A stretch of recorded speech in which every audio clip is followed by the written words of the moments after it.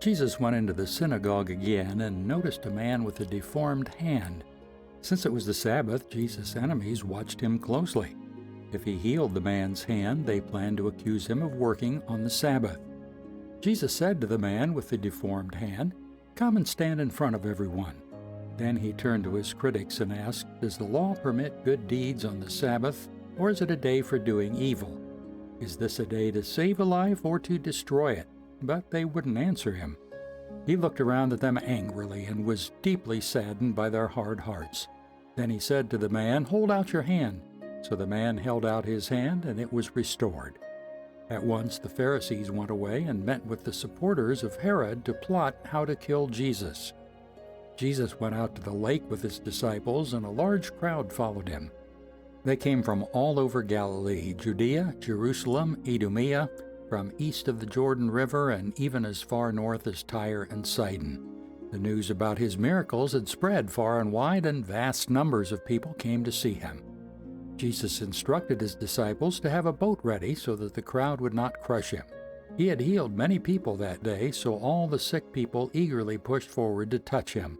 And whenever those possessed by evil spirits caught sight of him, the spirits would throw them to the ground in front of him, shrieking, "You are the Son of God." But Jesus sternly commanded the spirits not to reveal who he was. Afterward, Jesus went up on a mountain and called out the ones he wanted to go with him, and they came to him. Then he appointed 12 of them and called them his apostles. They were to accompany him, and he would send them out to preach, giving them authority to cast out demons.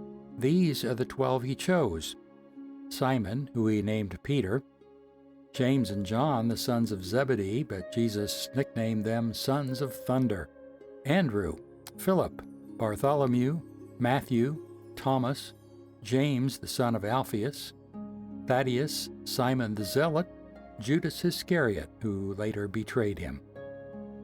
One time Jesus entered a house and the crowds began to gather again. Soon he and his disciples couldn't even find time to eat. When his family heard about what was happening, they tried to take him away. "He's out of his mind," they said. But the teachers of religious law who had arrived from Jerusalem said, "He's possessed by Satan, the prince of demons. That's where he gets the power to cast out demons." Jesus called them over and responded with an illustration. "How can Satan cast out Satan?" he asked. "A kingdom divided by civil war will collapse. Similarly, a family splintered by feuding will fall apart. And if Satan is divided and fights against himself, how can he stand? He would never survive. Let me illustrate this further. Who is powerful enough to enter the house of a strong man and plunder his goods? Only someone even stronger. Someone who could tie him up and then plunder his house. I tell you the truth, all sin and blasphemy can be forgiven, but anyone who blasphemes the Holy Spirit will never be forgiven. This is a sin with eternal consequences." He told them this because they were saying he's possessed by an evil spirit. Then Jesus' mother and brothers came to see him. They stood outside and sent word for him to come out and talk with them. There was a crowd sitting around Jesus, and someone said, "Your mother and your brothers are outside asking for you." Jesus replied, "Who is my mother? Who are my brothers?" Then he looked at those around him and said, "Look, these are my mother and brothers.